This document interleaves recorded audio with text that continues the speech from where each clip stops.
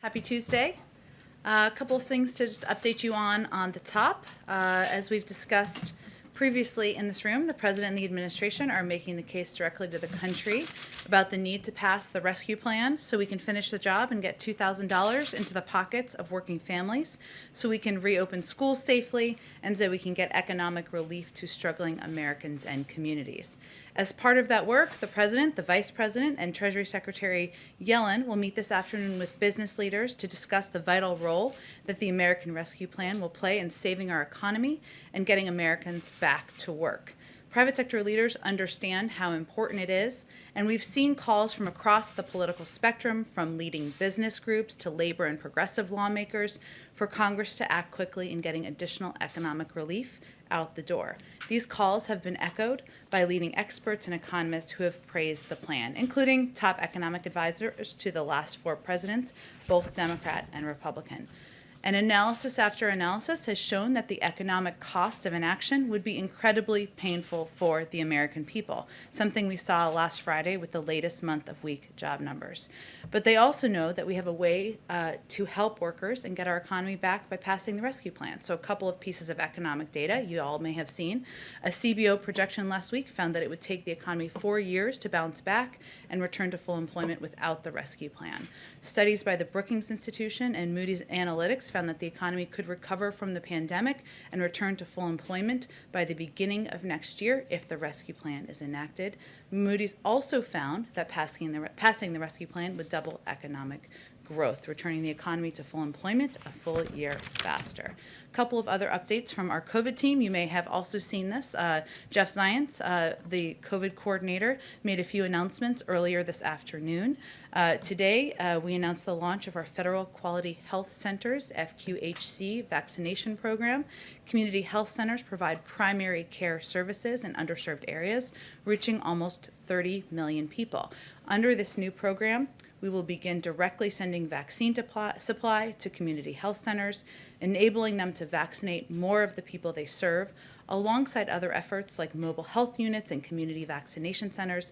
This announcement is another tool we are providing to state and local leaders in their work to reach underserved and hardest hit populations. Importantly, this program grew in part out of a suggestion from House committee chairs that the President had a meeting with them on Friday, but even discussions prior to that. And he informed them during a call this morning that this program would be rolled out. Let's see, last few pieces. We also announced another increase in weekly vaccine allocations to states, tribes, and territories, bringing us up to 11 million doses. So overall, this after weekly increases the past 2 weeks, and it's a net 28% increase to states since we entered government.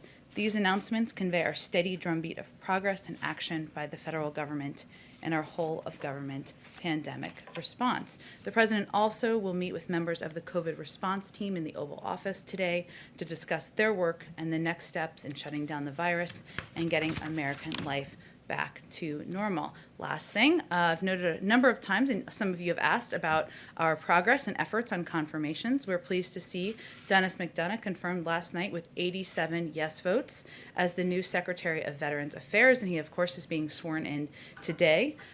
We also would just like to reiterate the importance of getting our nominee, the President's nominee, to lead the Department of Education, Miguel Cardona, confirmed, obviously at a time where the American people are focused on the reopening of schools, focused on doing that safely. This is a step that Congress could take. He's obviously a pivotal and key partner in ensuring we can get that done swiftly and safely. With that, Alex, let's kick it off. Thanks, Gordon. I wanted to ask you off the top about the attempted hacking and poisoning of the Oldsmar, Florida water supply. Does the White House have any details on who committed the hacking, and is there any plan for review of water supply stations across the nation, or an effort to shore up the cybersecurity measures at those stations? Well, as was announced earlier today, the FBI and the Secret Service, of course, are undergoing an investigation. That's something we'd certainly defer to them on any specific details of their findings of that investigation. I will say, broadly speaking, that the President, the Vice President, members of our national security team are focused on elevating cybersecurity as a threat that has only increased over the past several years. That's why they've made it an across government focus on why he has elevated positions in the White House and other parts of our government. And then can you share any details on the President's visit to the Department of Defense? What will he be discussing with Sure. Secretary Austin? Sure. The President will visit the Pentagon tomorrow, where he will thank the men and women serving our country and keeping the American people safe. As the first president in 40 years with a child who served in the military, he has a personal connection to the important role of the work of the military, the men and women who serve. He will also discuss the vital role of the Department of Defense in our national security, talk about the significance of having the first African-American Secretary of Defense in history leading the department. The visit has special resonance coming during Black History Month. Over 40% of active duty forces are men and women of color, and you will hear President Biden pay special tribute to the rich history of Black service members tomorrow. Any new policy rollouts tomorrow, or is it just? He will certainly, as I noted, talk about the important role of the Defense Department in our national security, but we will have more to share about that as we get closer to his visit. Go ahead. Oh, let's go. Jeff Ritters, I promised you. Go ahead. Thanks, Jen. Can you tell us how the CEOs were chosen for today's meeting with President Biden? I see some diversity in that group, which isn't always common at the top echelons of corporate America. Was that one of the factors? Far too uncommon, yes. Is that one of the factors, and how did you go about choosing them?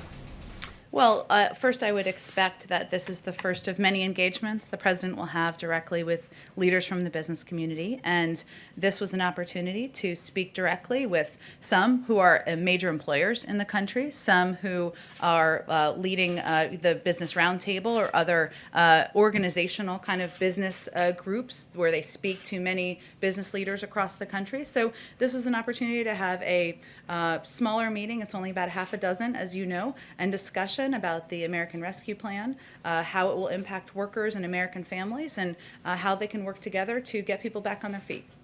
Specifically, Walmart and J.P. Morgan, what is the president's ask of those types of companies for this? I wouldn't look at it through that prism, Jeff. I would look at it as a conversation with leaders who have, Walmart is, of course, one of the biggest employers in the country and states across the country. Obviously, Jamie Dimon is somebody who has been in the business sector for many, many years. So it's more of a discussion about the country and the economic downturn that we've gone through. The president wants to lay out all of the specifics of his plan, hear feedback from them, as he has with many different groups over the past couple of weeks. Just one other econ-related question.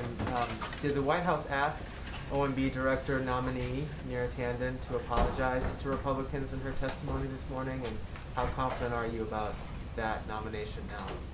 Well, the president wouldn't nominate anyone he wasn't confident could get confirmed and didn't deserve the consideration and confirmation of Senate Democrats and Republicans. We certainly did not ask her to make any specific comments in her testimony today. Go ahead, Kristen. Thank you, Jen. A couple of questions on the impeachment and then the COVID package that President Biden is proposing. First, on impeachment. Today there's going to be a debate over the constitutionality of the process, whether it's constitutional to try to remove from office a former president. Does President Biden have any concerns that this trial could set a dangerous precedent for the institution of the presidency? Well, President Biden, we put out a statement following the conclusion of the House vote just a couple of weeks ago, and he made clear in that statement that he felt the process should proceed as history, and many laws predetermine, and he is going to wait for the Senate to determine the outcome of this. But his view is that his role should be currently focused on addressing the needs of the American people, putting people back to work, addressing the pandemic. Does he see it as constitutional? I don't think that's for me or us to opine on. Obviously, he said that the process should proceed, and it's doing exactly that. And Let me ask you, as millions of people tune in to watch this trial, presumably throughout the week, they're going to see the former president's lawyers argue, based on the briefs that they have filed, that some Democrats have used incendiary rhetoric. They are going to point to Representative Maxine Waters, for example, who in 2018 called on supporters at a rally to confront and at one point harassed Trump officials over their support of the child separation policy, the zero tolerance policy. That's something that Cedric Richmond said she had a constitutional right to express those views. So how does the White House view that as any different? Look, Joe Biden is the president. He's not a pundit. He's not going to opine on the back and forth arguments, nor is he watching them that are taking place in the Senate. Okay, let me ask you about the COVID relief package. Yesterday, the Ways and Means Committee Democrats proposed limiting the $1,400 direct payments to those making $75,000 or less. Is that something that President Biden supports, and does he have any concerns that progressives might not be on board with that? Well, the president has conveyed from the beginning of this discussion that he's open to having a discussion about the thresholds. He has been firm in his resolve that Americans should be made whole on the $2,000 checks, which of course would mean maintaining his firmness on the $1,400 checks, right? But there's been a discussion about the thresholds and what those should look like. And he doesn't feel that families making over $250,000 a year should be the target of this relief. But there is a scale up, right? Even in the recent negotiations from the 75 and from the 150, it's just will reach a certain top threshold where people would not receive relief. So, but has he determined whether he would support that? Does he support 75,000 as being the threshold? It's not the threshold. That's kind of who would receive the maximum amount. There is then a scale up beyond that. These negotiations are ongoing. We certainly support the discussions as they're happening, and certainly his view is that he's open to the discussion about making them more targeted and ensuring that people who need relief the most receive the relief. Go ahead. I had a couple, but I wanted to follow up on something Jeff asked, which Okay. is Jamie Dimon is among those participants, and there's been complaints both that big banks like JP Morgan have made it difficult for small businesses, minority businesses to access PPP loans, and lots of data that shows recently big banks have been scaling back consumer lending and instead buying government securities. And so I know that this is kind of a cheerleading event for the president's legislative package, but is he going to raise either of those issues with Jamie Dimon when he has the opportunity? Well, the president does not have a litmus test that he gives people before he meets with them in the Oval Office. Otherwise, he would not have met with 10 Republicans last week. So they don't agree with him on everything. I'm sure the business leaders would convey that to you. He doesn't agree with them on everything. But this is really a discussion about the American Rescue Plan, a plan that will help spark economic growth, help put people back to work, help get our economy on a path to recovery, and hopefully that's something they can all agree on. And I know that you guys have put together a task force to look at domestic extremism following what happened in January. But there's been a lot of reporting about the breakdowns that have happened in the government ahead of that, coordination between DHS and the FBI and Capitol Police. So I'm wondering, especially as there's chatter indicating that there might be further sort of demonstrations surrounding the election, what, if anything, the administration is doing to Surrounding which election? Sorry, I'm just trying to follow you. the past one. The past one. Yes. Okay. There's been online chatter that there's going to be another demonstration in March here in Washington. My point is the administration doing anything to look at the kind of breakdown that happened within law enforcement and the federal government ahead of January 6th to make sure that it's not replicated in the future? Well, I think one of the steps we took was the president named a head of Homeland Security in the White House, a role that did not exist in the prior administration, who can serve in a coordinating role to ensure that we are in touch with state and local authorities and officials, something that wasn't happening at a pace and with a level of coordination that should have happened in the last administration. We obviously came into office, or the president came into office, and our entire national security team did at a time of heightened alert, even on the day of the inauguration and following. So I would say we certainly are not looking to the past administration as a model, and we are charting our own path to make sure we do things differently. And lastly, the World Health Organization said today that it was extremely unlikely that the coronavirus escaped the lab in Wuhan. And I'm just wondering, especially now that we've sort of resumed our participation in the WHO, if the administration agrees with that assessment. Yeah, we have obviously seen those reports, as I mean the public reporting on it. We're looking forward to receiving the report and the data from the WHO investigation. We haven't looked at the data specifically ourselves, so we'd like to do that. We've expressed our concerns regarding the need for full transparency and access from China and the WHO to all information regarding the earliest days of the pandemic, but we weren't involved directly in the implementation of this investigation, and again, we'll just look forward to reviewing the findings in detail. Go ahead. Oh, we'll come back to you, Caitlin. I'm sorry. Go ahead. Two questions on schools. You opened up talking about reopening schools as being a priority for the administration. Are there any discussions within the administration of providing these kind of rapid tests that are being produced by Illum and other companies to help that move quicker, to get those tests to the local school systems within the states? Well, our focus really at this point in time is waiting for the CDC guidelines to come out and give schools across the country, school districts across the country, the first medical and scientific recommendations and guidelines that have been given from the federal level. And obviously, once those are put out publicly and concluded, we will look for ways to work with states to ensure that schools are getting the resources they need. That's part of why we proposed funding in the American Rescue Plan, but we want to wait to see what the health and medical experts have in those guidelines to ensure we're directing those resources in the right way or working with states to do exactly that. Secondly, on President Biden's transgender rights executive action, specifically when it applies to high school sports. What message would the White House have for trans girls and cis girls who may end up competing against each other and sparking some lawsuits and some concern among parents? So does the administration have guidance for schools on dealing with disputes arising over trans girls competing against and with cis girls? I'm not sure what your question is. The president's executive order had. I'm familiar with the order, but what was your question about it? My question is, does the president have a message for local school officials on dealing with these kind of disputes that are already starting to arise between, trans girls who are competing and cis girls in a level playing field, particularly in high school sports when it leads to college scholarships? Is there any kind of messaging or clarification that the White House wants to give on the executive order? I would just say that the president's belief is that trans rights are human rights, and that's why he signed that executive order. And in terms of the determinations by universities and colleges, I would certainly defer to them. Go ahead. Oh, sorry, Caitlin, go ahead. Go ahead, and then we go to the back. Go ahead. It's okay, I don't mind when you call me. I have three quick questions.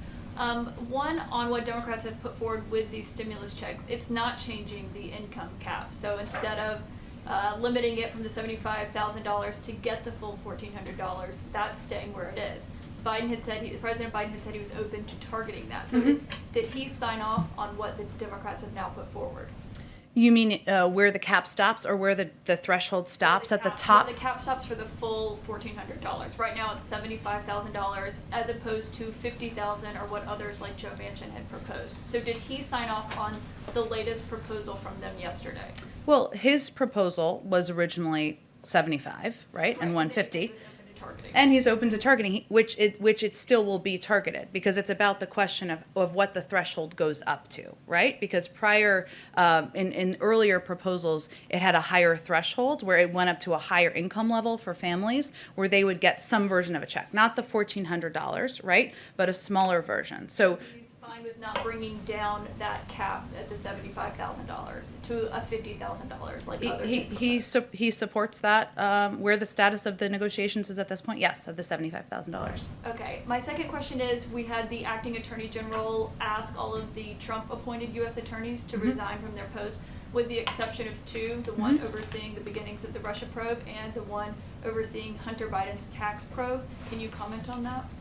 As you know, this has been commonplace among previous administrations, and we look forward to working with the Senate to swiftly fill these openings in the coming weeks. The president has also made clear that he wants to restore the independence of the Department of Justice and to ensure it remains free of any undue political influence. That will be helped when our Attorney General is, of course, confirmed. But the decision to leave 2 U.S. attorneys in their roles is a reflection of that commitment. Okay, so he had no conversations with the acting attorney general about the 2 who remained in their post?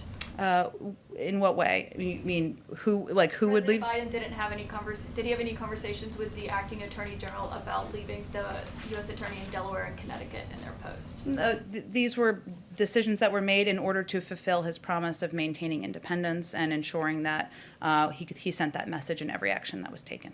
Okay, and my last question, I know you said the president is not a pundit. I think we all agree with that, understand that, but he is the first president to be in office and have a former president, his predecessor, go and face an impeachment trial just down the street. So how can he not weigh in on whether or not it's constitutional, given he is the current office holder? And the questions of what precedent this sets and whether or not he agrees that it's constitutional. Well, again, this is obviously a big story in the country. No one's denying that here, and there's certainly going to be a lot of attention and focus on it. But our focus and the president's focus is on putting people back to work, getting the pandemic under control, and that means we're not going to weigh in on every question about the impeachment trial, and we don't feel it's necessary or our role to do that. Go ahead. Couple topics, I'll get through them quick. The CBO is projecting that raising the federal minimum wage to $15 an hour would lift 900,000 people out of poverty, but it would cost 1.4 million jobs. That is a difference of 500,000 people. What happens to them? I would also say that in the CBO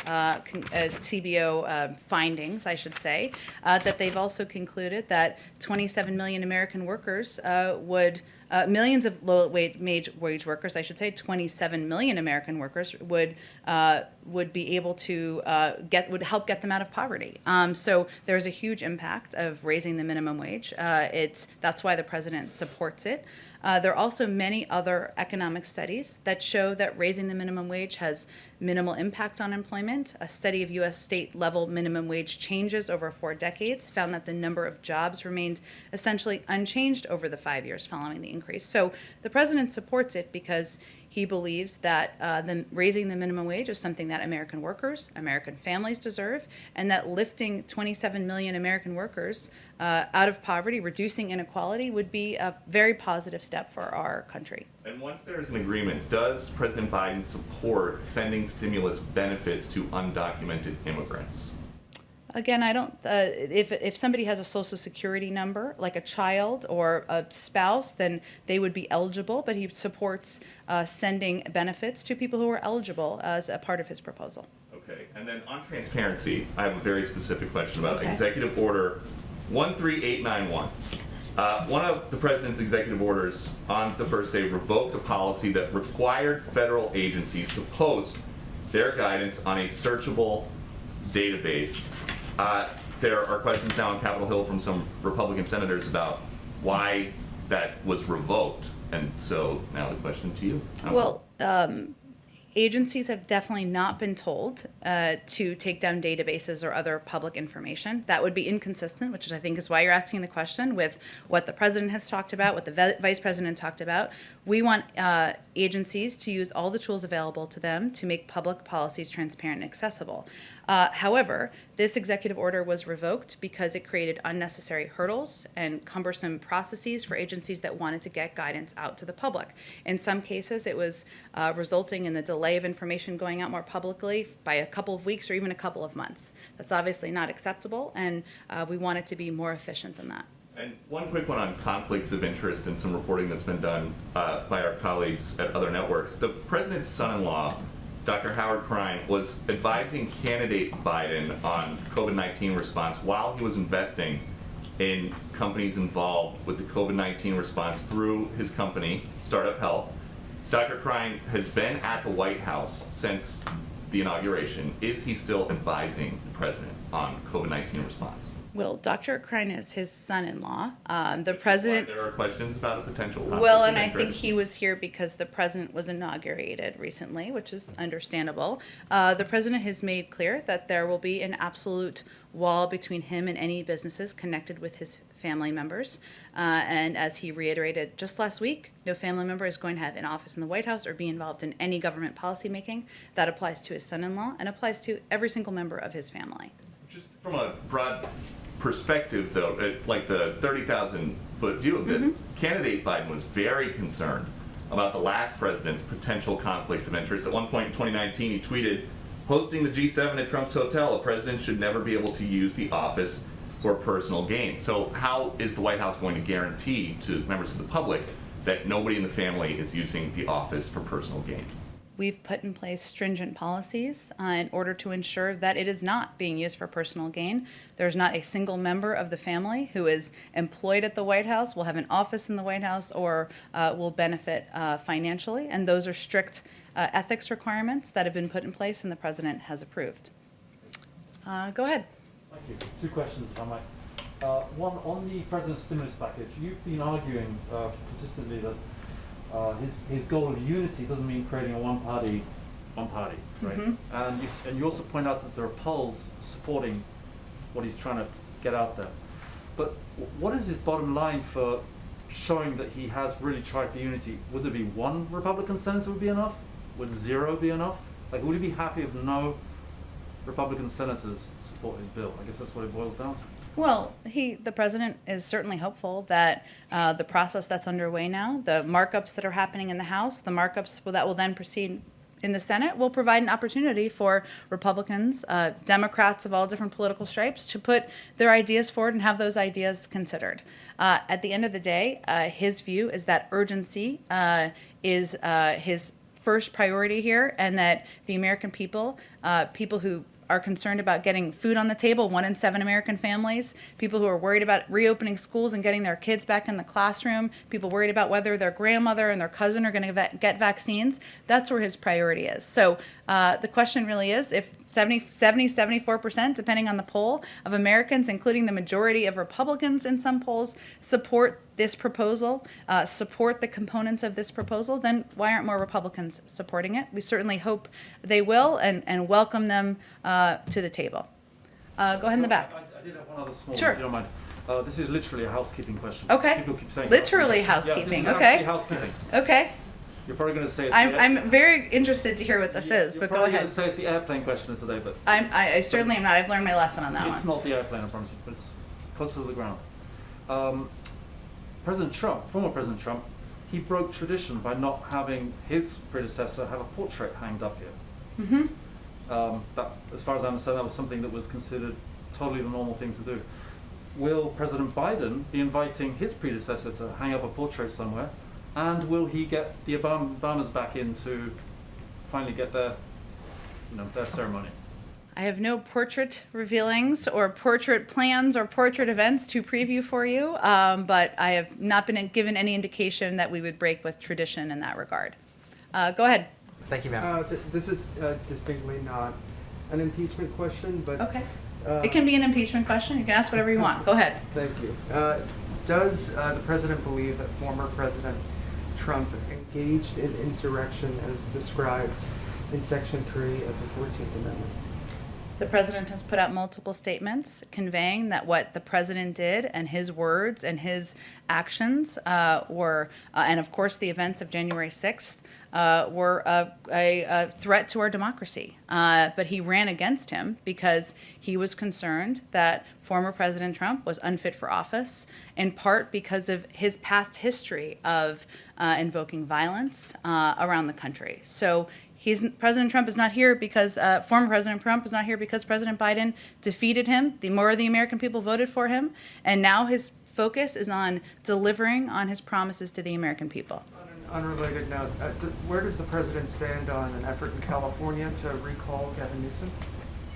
I have not spoken with the president about the recall, I should say, or the efforts to recall former Governor Newsom. Obviously, he is somebody who he has been engaged with in the past. They have a range of issues they have common agreement on, from the need to address climate change, to put people back to work, to address the COVID crisis.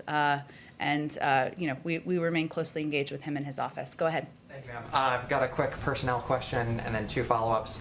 About a year ago in March, President Biden said that Beto O'Rourke would be helping him when it came to his push for gun control. Does Mr. O'Rourke have any official role here at the White House, or has the president discussed anyone with him? He doesn't have any official role. Obviously, the president spoke that back then during the campaign, and I know still has admiration for the role that Beto O'Rourke played in elevating the issue of gun violence and the need for gun safety measures, but I don't have any personnel announcements to make. And then you talked about hopes for transparency from China, and you talked about the need to get that data from the World Health Organization.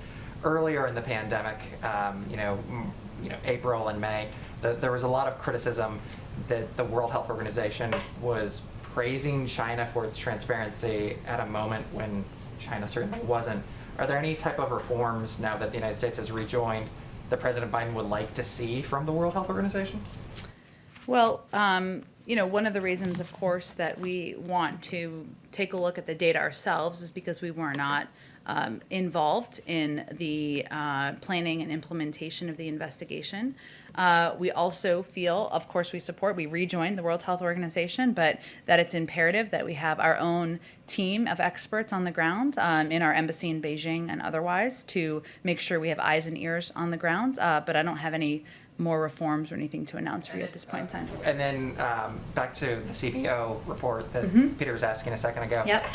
Is there a specific plan for anyone who would lose their job if the minimum wage is increased, or is it just a hope that CBO is wrong about those numbers? Well, remember that the plan, the American Rescue Plan, why there was a score of any component of it, would put millions of people to work. And that is also something that outside economists and many studies have shown. And so our whole objective here is to make sure, make sure we are getting people the assistance they need, make sure we are putting vaccines in the arms of Americans, and make sure we are, reopening schools. And let me just remedy something I just said. The president is going to roll out a Build Back Better agenda, a jobs package, in the coming weeks. Part of his objective is combined with this package to make sure we are not only addressing the pandemic, but we are also reinvigorating the economy. So his goal with all of these plans is to work with Congress to put people back to work. And the minimum wage, increasing the minimum wage, is a way to ensure that workers are pulled out of poverty, that millions of workers who are doing honest work and making an honest living are not living on the poverty line. He thinks that's right, and that's something that should happen. But he has had no shortage of proposals to put people back to work, and part of the reason this was scored is because he's starting to put proposals forward. Go ahead, Hans. Just two questions. The first one, a pool question from a colleague in Canada. And that is that Canada's announced that it will require COVID negative tests for anyone crossing the land border into the United States. Does the U.S. plan to reciprocate? I don't have any additional travel restrictions to read out for you. Obviously, our COVID team and our health and medical experts make recommendations based on what is necessary to keep people safe, and they've put in place some travel restrictions, but I don't have anything to preview for you or predict on the Canada land crossing front. Okay, and then you mentioned the sort of goal of opening up schools swiftly and safely. Mm-hmm. Could you help us understand what the White House is, or what the president's definition of open schools is? Does it mean teachers in classroom teaching students in classroom, or does it just mean kids in classroom with a remote screen? Help us understand. Sure. His goal that he set is to have the majority of schools, so more than 50%, open by day 100 of his presidency. And that means some teaching in classrooms. So at least one day a week. Hopefully it's more. And obviously it is as much as is safe in each school and local district. So when you say some teaching, you didn't use the same majority qualifier there. You just have to have some teaching in school, some teachers in school, not the majority of teachers in school and the majority of classrooms. Well, teaching at least one day a week in the majority of schools by day 100. Okay, and that's in-person teaching? In-person teaching, yes. Okay, thank you. Sure. Go ahead. Oh, go ahead. Thank you. Another CEO question. The report that came out yesterday said that the first 4 months of fiscal year 2021, the federal deficit rose 90% to $738 billion. Obviously, we've seen economists saying that it's better to do too much than nothing at all, but Republicans are expressing sticker shock. So I was curious what the president's plan was to decrease the deficit once the pandemic has abated and the economy is stabilized. Well, one thing that could happen is that the tax cuts for the highest income could be rolled back, and there's kind of a newfound concern about deficit reduction among some who supported those tax cuts. So, that's one suggestion. But the reason that the president and members of his economic team feel that a package of this size is so essential at this moment is because we are dealing with a pandemic. We are dealing with an economic downturn. People are suffering. The American people need assistance. And this emergency relief is something that the cost of doing nothing or the cost of doing too little is the greater risk, in his view and the view of many economists, and including his Secretary of Treasury. Thank you, Jen. Oh, thank you, everyone.